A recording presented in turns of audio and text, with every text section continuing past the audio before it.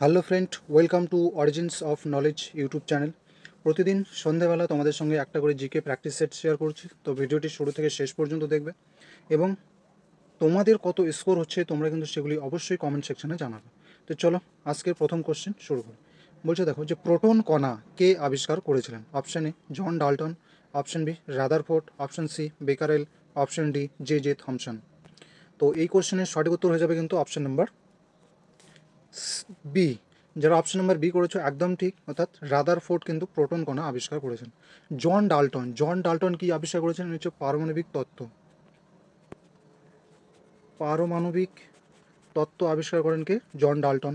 Becquerel কি আবিষ্কার করেছিলেন? বেকারেল আবিষ্কার করেছিলেন কিন্তু তেজস্ক্রিয়তা। তেজস্ক্রিয়তা আবিষ্কার করেছিলেন বেকারেল। আর জে জে থমসন তিনি কি আবিষ্কার করেছেন? এটা হচ্ছে ইলেকট্রন। যদি বলা হয় ইলেকট্রনকে আবিষ্কার করেছেন তাহলে হয়ে যাবে জে জে থমসন। তো এই কোশ্চেন থেকে মোট আমরা 4টা কোশ্চেন পেয়ে গেলাম। প্রোটন কণা কে আবিষ্কার করে? রাদারফোর্ড। জন ডাল্টন কি আবিষ্কার করেন? পারমাণবিক তত্ত্ব। বেকারেল কি আবিষ্কার করেছিলেন? তেজস্ক্রিয়তা। আর জে জে থমসন কি আবিষ্কার করেছিলেন? ইলেকট্রন। তো এই ছিল 1 নম্বর কোশ্চেন। চলো নেক্সট পরে দ্বিতীয় কোশ্চেন দেখি। 2 নম্বর কোশ্চেন কি বলছে দেখো যে কাপড় কাচা সোডা এর রাসায়নিক নাম কি?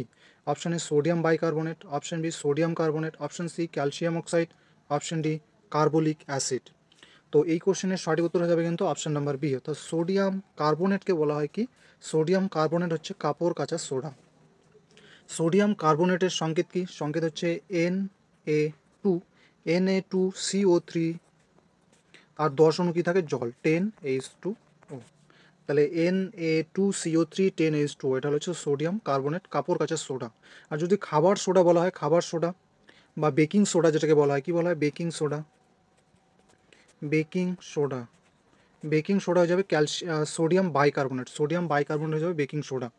ক্যালসিয়াম অক্সাইডকে কি বলা হয়? কুইক লাইম বা চুন বলা হয়, অর্থাৎ CaO। কুইক লাইম বা কি বলা হয়? চুন বলা হয়, কুইক লাইম বা চুন।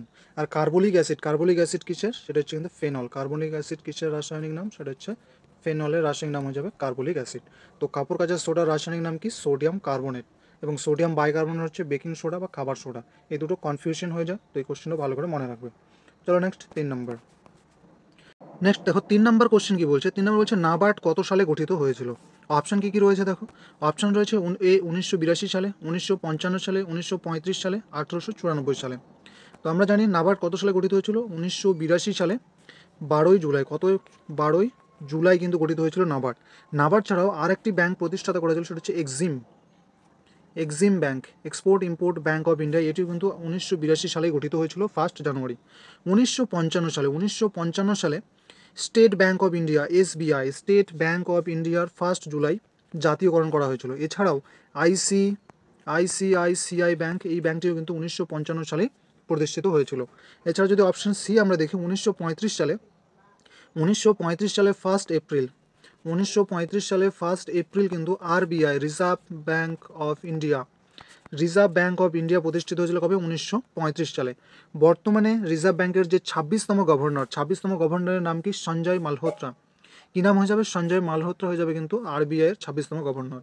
এছাড়া অপশন ডি দেখো, 1894 সালে প্রথম ভারতীয়দের দ্বারা চালিত দেশীয় ব্যাংক, অর্থাৎ পাঞ্জাব ন্যাশনাল ব্যাংক, এটি গঠিত হয়েছিল কবে? 1894 সালে। কে করেছেন? লালা রাজপথ রায়। তো এই কোশ্চেনটাও কিন্তু মোস্ট ইম্পর্টেন্ট। এখান থেকে কিন্তু 4টা কোশ্চেন আমাদের রেডি হয়ে গেল। তো চলো নেক্সট দেখি পরের 4 নম্বর কোশ্চেন। 4 নম্বর কোশ্চেন কি বলছে দেখো যে বর্তমানে ইসরো এর চেয়ারম্যান হিসেবে কে নিযুক্ত হতে চলেছেন? অপশনে কি কি রয়েছে দেখো। অপশন এ রয়েছে S Somnath, option B V Narayan, option C AM Khanwilkar, option D Sanjay, এটা মালহোত্রা হয়ে যাবে, সঞ্জয় মালহোত্রা। তো এই কোশ্চেনের সঠিক উত্তর যাবে কিন্তু অপশন নাম্বার বি, অর্থাৎ ভি নারায়ণ। তিনি 14ই জানুয়ারি 14ই জানুয়ারি থেকে কিন্তু এস সোমনাথ এর জায়গাটা নেবেন। এস সোমনাথ, তাহলে বর্তমানে ইসরোর চেয়ারম্যান রয়েছে কিন্তু এস সোমনাথ, আর 14ই জানুয়ারি থেকে এই ইসরোর চেয়ারম্যান হিসেবে নিযুক্ত হবেন কে? ভি নারায়ণ। এছাড়া AM খানভিলকার, বর্তমানে আমাদের লোকপাল রয়েছেন কে? AM খানভিলকার। এছাড়া সঞ্জয় মালহোত্রা হচ্ছে আমাদের আরবিআইয়ের 26তম গভর্নর রয়েছে কে? সঞ্জয় মালহোত্রা। চলো নেক্সট পরের কোশ্চেন দেখো। 5 নম্বর কোশ্চেন কি বলছে যে GST বিল কততম সংবিধান সংশোধনের মাধ্যমে চালু করা হয়েছে? অপশন কি কি রয়েছে দেখো। অপশন এ রয়েছে 100তম, অপশন অপশন এ রয়েছে 100তম, অপশন বি 103তম, অপশন সি 101তম, অপশন ডি 161তম। তো এই কোশ্চেনের সঠিক উত্তর হয়ে যাবে কিন্তু অপশন নাম্বার সি, অর্থাৎ 101তম সংবিধান সংশোধনীর মাধ্যমে কিন্তু জিএসটি বিল চালু করা হয়েছিল। আর এটি কত সালে হয়েছিল? এটি হয়েছিল কিন্তু 1 জুলাই 2017 সালে, 1 জুলাই 2017 সালে। এই জিএসটি প্রথম চালু হয়েছিল কোন দেশে? তাহলে এটা হয়ে যাবে কিন্তু ফ্রান্স। কোন দেশে প্রথম চালু হয়েছিল? ফ্রান্সে হয়ে যাবে কিন্তু সঠিক উত্তর। এছাড়া দেখো 100তম সংবিধান সংশোধনীর মাধ্যমে কি করা হয়েছিল? ভারত ও বাংলাদেশ, ইন্ডিয়া এবং বাংলাদেশের মধ্যে যে ছিটমহল নিয়ে যে চুক্তি, তার বিনিময় হয়েছিল কত সালে? 2015 সালে।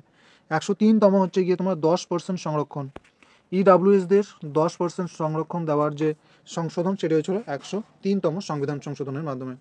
এছাড়া মোস্ট ইম্পর্ট্যান্ট হচ্ছে 61তম সংবিধান সংশোধন, যেখানে ভোটাধিকারের বয়স 21 বছর থেকে কমিয়ে 18 বছর করা হয়েছিল।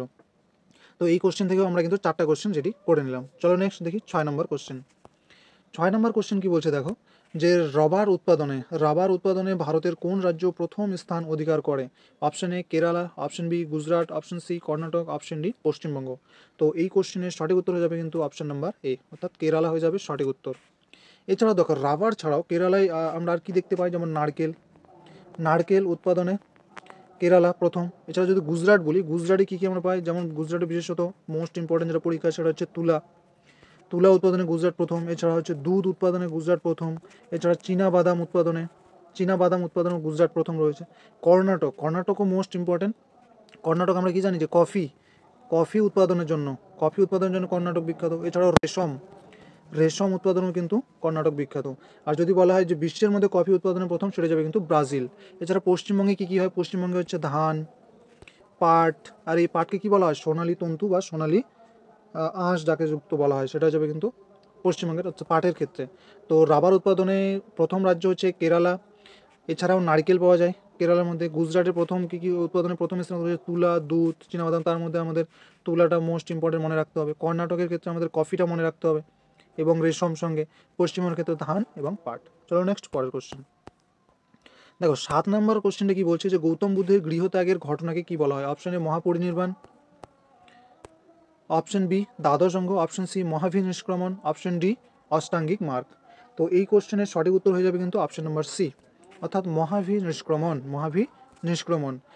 গৌতম বুদ্ধ যখন 29 বছর বয়সে যখন গৃহত্যাগ করেন, সেই ঘটনাকেই বলা হয় কিন্তু মহাভিনিষ্ক্রমণ। এছাড়াও অষ্টাঙ্গিক মার্গ কি? অষ্টাঙ্গিক মার্গ হচ্ছে বৌদ্ধদের যে নির্বাণ লাভের পথ, সেটাই হচ্ছে অষ্টাঙ্গিক মার্গ। এছাড়া দ্বাদশ অঙ্গ হচ্ছে জৈনদের প্রধান ধর্মগ্রন্থ। জৈনদের প্রধান ধর্মগ্রন্থ হচ্ছে দ্বাদশ অঙ্গ, জৈনদের প্রধান ধর্মগ্রন্থ। এছাড়া উপরে যদি দেখো, উপরে এ নম্বর অপশনে কি রয়েছে, যে মহাপরিনির্বাণ বলতে কি বোঝায়? বুদ্ধদেব 486 খ্রিস্টপূর্বে যে দেহত্যাগ করেছিলেন, কোথায়? গোরখপুরে, উত্তরপ্রদেশের গোরখপুরের উত্তরপ্রদেশের গোরখপুরে যে গৃহত্যাগ করেছেন, এই ঘটনাকে বলা হয় কি? মহাপরিনির্বাণ। চলো নেক্সট পরের কোশ্চেন। 8 নম্বর কোশ্চেন দেখো, ব্রিক্স এর সদস্য কোন দেশ নিযুক্ত হতে চলেছে? ব্রিক্স এর 10তম সদস্য হিসেবে কোন দেশ নিযুক্ত হতে চলেছে? Option A Israel, option B Indonesia, option C Algeria, option D Pakistan. তো এই কোশ্চেনের কিন্তু সঠিক উত্তর হয়ে যাবে অপশন নাম্বার বি, অর্থাৎ ইন্দোনেশিয়া হয়ে যাবে কিন্তু সঠিক উত্তর। তাহলে ব্রিক্সের 10ম সদস্য হিসেবে কে হতে চলেছেন, সেটা হয়ে যাবে কিন্তু ইন্দোনেশিয়ার রাজধানী কোথায়? ইন্দোনেশিয়ার হেডকোয়ার্টার হয়ে যাবে কিন্তু জাকার্তা হয়ে যাবে কিন্তু হেডকোয়ার্টার। এছাড়াও দেখো ইসরায়েল কিন্তু বর্তমানে এশিয়ান ডেভেলপমেন্ট ব্যাংকের 69তম সদস্য হিসেবে কে যুক্ত হয়েছেন? ইসরায়েল। তো বর্তমানে এশিয়ান ডেভেলপমেন্ট ব্যাংকের 69তম সদস্য হিসেবে কে নিযুক্ত হয়েছেন? ইসরায়েল। আর ব্রিক্সের 10তম সদস্য হিসেবে কে নিযুক্ত হয়েছেন? ইন্দোনেশিয়া হয়ে যাবে সঠিক উত্তর। তো আজ মোট 8টা কোশ্চেনই তোমাদের সঙ্গে শেয়ার করলাম, আরও অনেক কোশ্চেন রয়েছে। তো ব্যাকগ্রাউন্ডে অনেক আওয়াজ হচ্ছে, এখানে একটা অনুষ্ঠান হচ্ছে, যার ফলে আজকে পুরো ক্লাসটা তোমাদের সঙ্গে শেয়ার করতে পারলাম না। তো এই 8টা কোশ্চেনই দেখো, এর মধ্যে অপশন ওয়াইজ তোমাদের সঙ্গে অনেক কোশ্চেন এর মধ্যে তোমরা পেয়ে যাবে, এগুলি ভালো করে দেখো। তো এর মধ্যে আশা করি তোমরা ভিডিওগুলি ঠিকঠাক যদি পুরোটা দেখো, তোমাদের অনেক হেল্পফুল হবে। তো দেখা হচ্ছে নেক্সট অন্য কোনো টপিক নিয়ে। যদি ক্লাসটি ভালো লাগে অবশ্যই একটা লাইক করে দেবে এবং চ্যানেলে নতুন থাকলে অবশ্যই চ্যানেলকে সাবস্ক্রাইব করে বেল আইকনটি প্রেস করে দেবে। চলো দেখা হচ্ছে নেক্সট অন্য একটি টপিক নিয়ে।